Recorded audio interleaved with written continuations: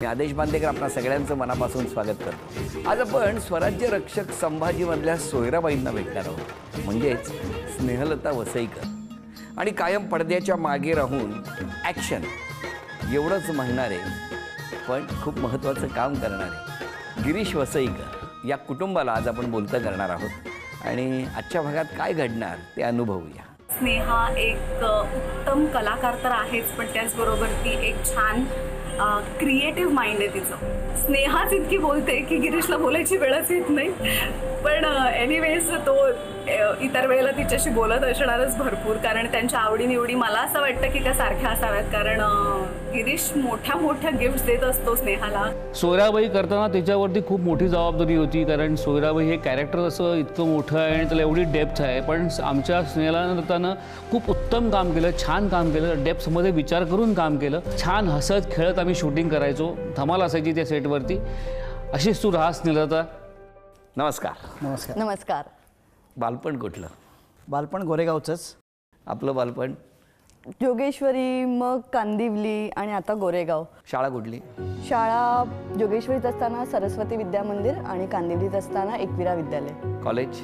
साठे college. साठे साठे college आणि Mumbai university. तुमची भेट कशी काय झाली? गोजीरवाण्या घरात या सिरियलमध्ये पहिल्यांदा भेटलो। त्यानंतर आम्ही परत आणखीन एक मालिका केली होती एकत्र। मग आम्ही झी मराठीवरची कुंकू मालिका जेव्हा सुरू होती तेव्हा माझे आणि आनंद दादाचे सीन्स बऱ्याचदा हा डिरेक्ट करायचा। यांचेच सीन तुम्ही का करायचे? कोइन्सिडेंटली प्रोडक्शनवाल्यांना माहिती होतं की स्नेहलता माझी चांगली मैत्रीण होती त्यावेळी। ॲक्च्युली पण कशी झाली? काशी पांडे नावाचा माझा मित्र होता, तर त्या सिरियल मध्ये मी डायरेक्टर होतो आणि स्नेहलता एक नॉर्मल कॅरेक्टर करत होती, त्याच्यामध्ये ती मेन लीड अशी नव्हती, ती साईड रोल करत होती। तर शूटिंग झाल्यानंतर मी घरी जायचो आणि थोडासा लेट यायचो शूटिंगला, आणि तेवढाच आमचा संपर्क होता सीन पुरता। तर तो एक दिवस मला म्हणाला, अरे दादा आप उनको ऑफ स्क्रीन देखे हो क्या? तो मैं बोला की नहीं, मैं तो हमेशा म्हणजे मी लवकर पॅकअप झाला तर निघून जायचो, काय असं थांबायचो नाही। तो बोला एकदा जरा पॅकअप झाल्यानंतर त्यांना विदाऊट मेकअप बघा ना तुम्ही। तर मी म्हटलं ठीक आहे। मग त्याच्यानंतर मी मुद्दा म्हणून टाईमपास करण्यासाठी तिच्या मेकअप रूममध्ये शिरलो आणि तिला बघितलं, तर म्हटलं की अच्छा, म्हणजे ती जेवढी स्क्रीनवर मुलगी दाखवण्याचा कसा कार्यक्रम असतो तसा मुलगी बघण्याचा कार्यक्रम झाला इनडायरेक्टली। ती स्क्रीनवरती जेव्हा दिसत होती साधा एक नॉर्मल कॅरेक्टर करत होती आणि ती ऑफ स्क्रीन जास्ती छान दिसत होती। मग नंतर मग थोडासा इंटरेस्ट वाढत गेला आणि नंतर सुदैवाने अजून एक सिरियलमध्ये आम्हाला एकत्र काम करायचं नाही, पण हे माहिती होतं का आलेत मेकअप रूममध्ये तेव्हा? नाही, असा काहीच अंदाज नव्हता। पण त्या सिरियल दरम्यान एकदा यांनी मला विचारलं की ऐक ना, आपण बाहेर जाऊया का? म्हटलं कुठे? तर म्हणाले काहीतरी खायला जाऊया ना। तर म्हटलं पाणीपुरी खायला जाऊया पार्ल्याच्या त्या खाऊ गल्लीमध्ये।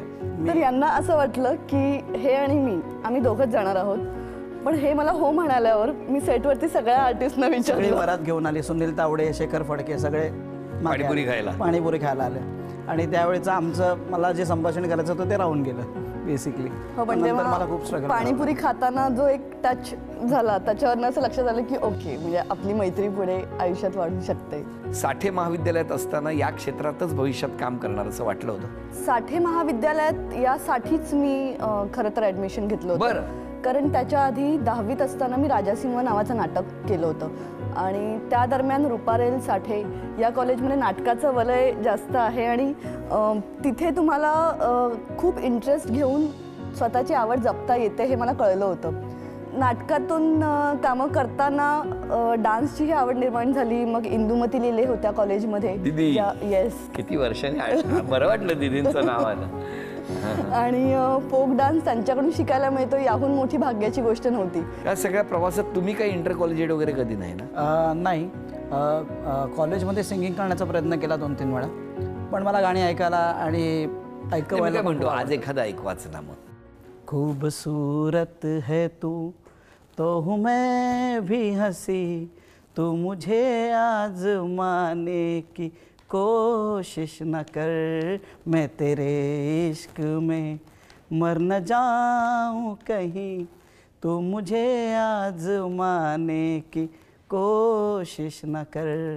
इतका छान आनंदाचा प्रसंग आहे तर एक उखाणा होऊनच द्या। नको रगडा पॅटीस, नको पाणीपुरी, नको रगडा पॅटीस, नको पाणीपुरी.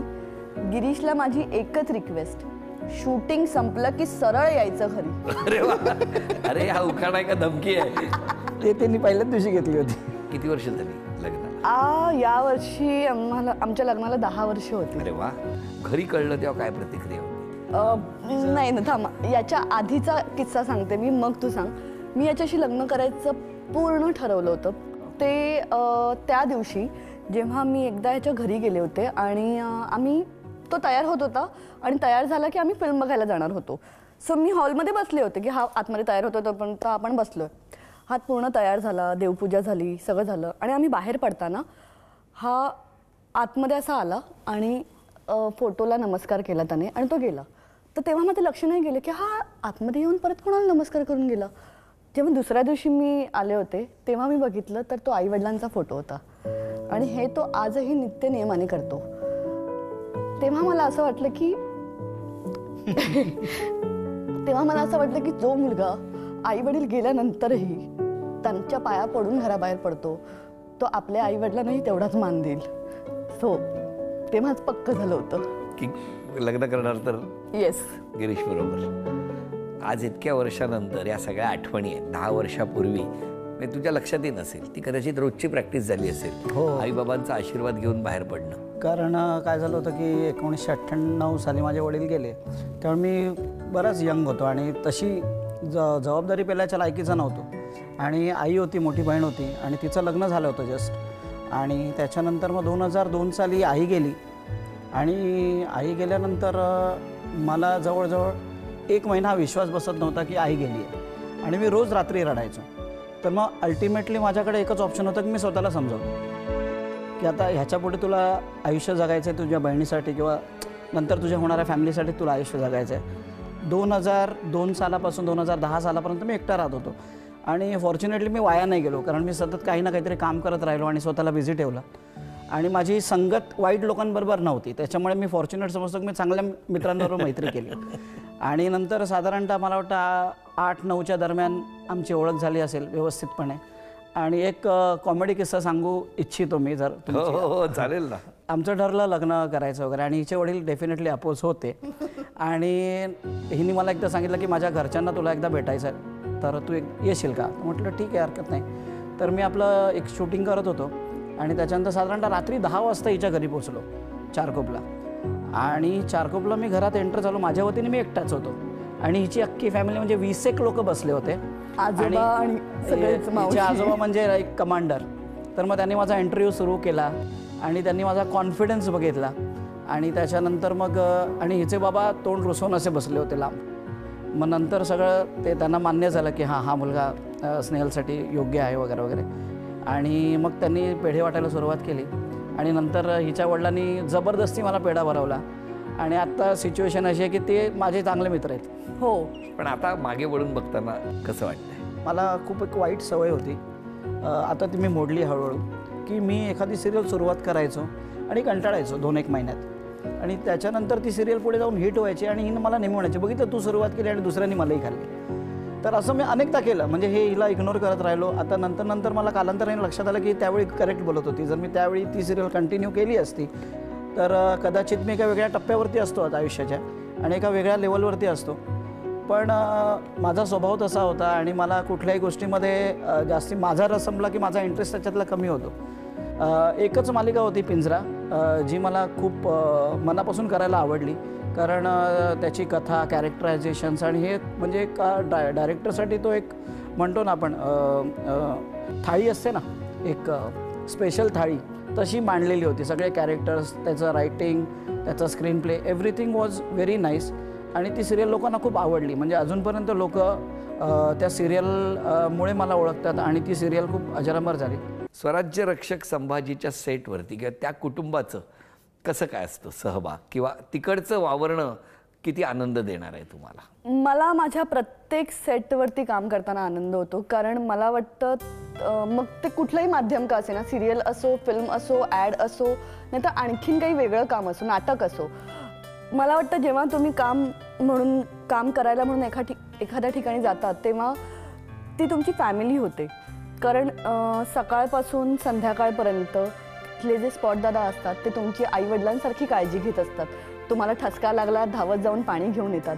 तुम्हाला बसून बसून कंटाळा आलाय तुम्हाला चहा पाहिजे का हे विचारायला येतात.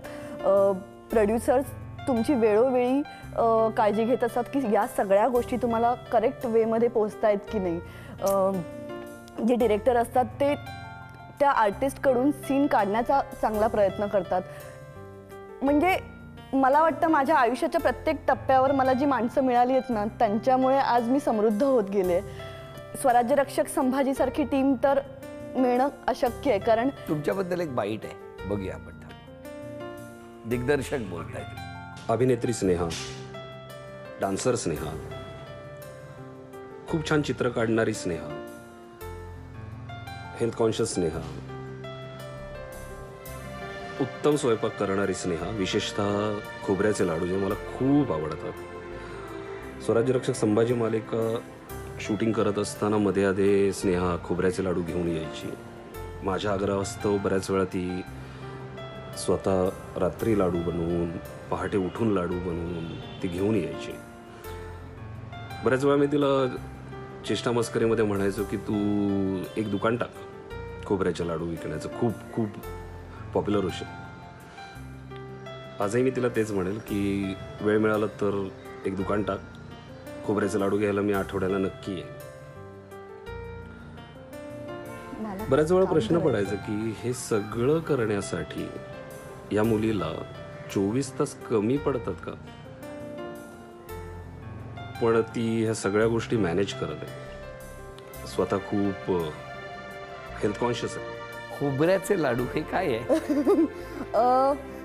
खोबऱ्याचे लाडू मला एका विशिष्ट पद्धतीने करता येतात. आणि मला प्रश्न वेगळाच पडलाय की दिग्दर्शक कार्तिक केंडे हे तुम्ही इतकं छान मनोरंजनाच्या क्षेत्रात ॲक्टिंगचं करिअर करत असताना त्यातून बाहेर पडून तुम्हाला खोबऱ्याचे लाडू करायला सांगतायत.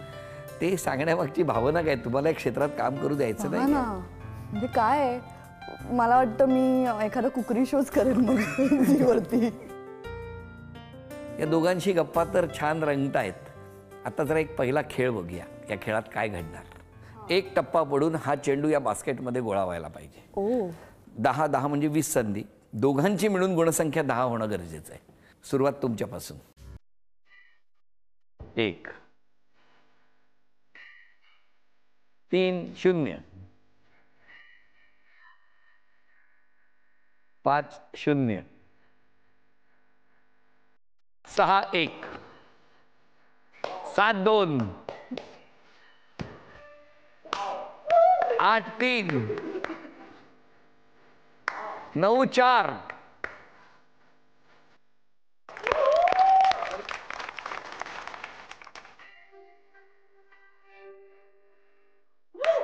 2-1 3-2 वा वा वा वा 4-3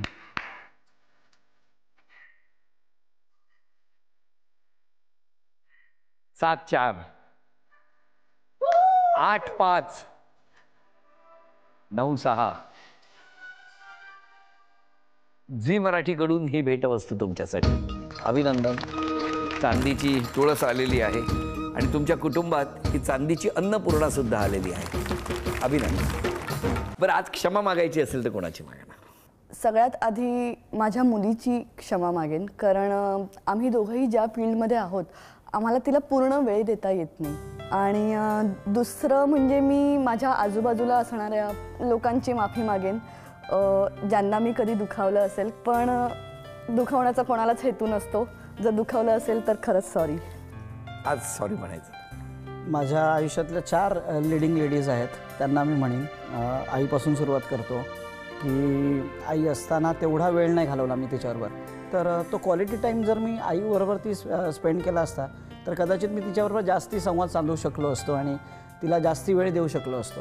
कारण ती अशा वेळी गेली जेव्हा तिला ॲक्च्युली हे सगळं बघायला मिळालं असतं मी जे आता अचीव केलं आहे, पण ती ते बघू नाही शकली. दुसरी माझी मोठी बहीण, तिने मला खूप सपोर्ट केला आई नसताना आणि रादर लहानपणी. तिसरं हिच आहे, कारण हिला मी खूप त्रास देतो आणि वेळोवेळी ती मला समजवते प्रत्येक वेळी ती मला प्रत्येक टप्प्यावरती थांबवते आणि सांगते की हे तू चुकीचं करतो आहेस, आणि तिचं 99% खरंच असतं. आणि चौथं, माझ्या मुलीची मी क्षमा मागेन, कारण तिला मी तेवढा वेळ देऊ शकत नाही. त्यामुळे जे मी मिस आऊट केलं माझ्या आईबरोबर, तेवढं मी तिच्याबरोबर कॉम्पेन्सेट करायचा प्रयत्न करतो. रादर जेव्हा मी घरी असतो तिच्याबरोबर मॅक्सिमम टाईम स्पेंड करायचा प्रयत्न करतो. या दोघांशी गप्पा तर छान रंगतायत. आता जरा एक खेळ बघूया, या खेळात काय घडणार.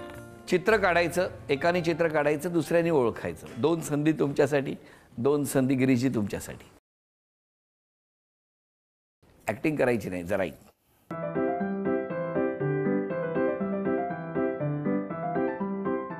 रव्याचे लाडू. 10, 9, 8.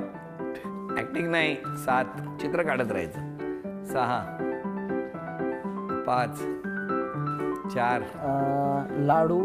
3, 2, रव्याचे लाडू. 1.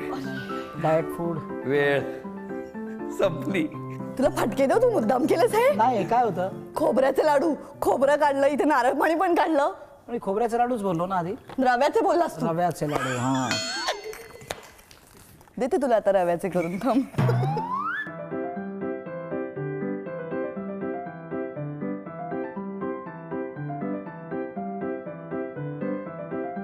घोडा. घोडा. अभिनंदन. थँक्यू ओळखल्याबद्दल. हे झाले तुमचे.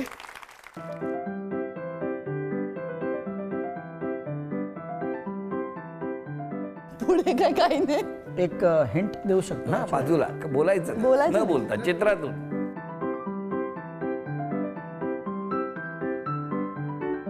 बाथटब.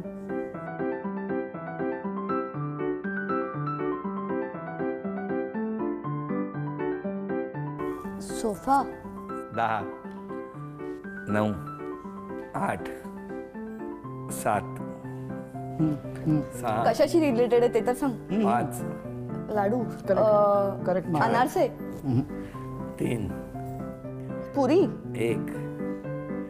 वेळ पाणीपुरी. संपली. सांगा काय आहे? पेढा. म्हणून मी बॉक्स काढला.